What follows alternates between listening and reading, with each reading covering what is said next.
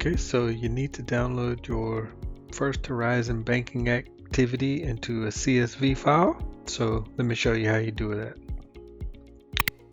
First, we're going to log into the account, and then from the landing page, if you have more than one account, you'll have to do each account separately. So let's click one of the accounts, and then you're going to see here on the screen a section where it says export transactions.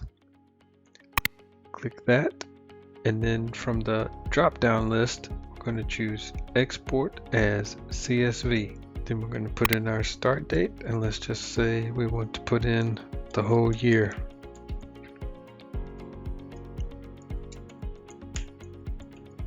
Okay, once we type those in, then we click download. Save the file to your computer,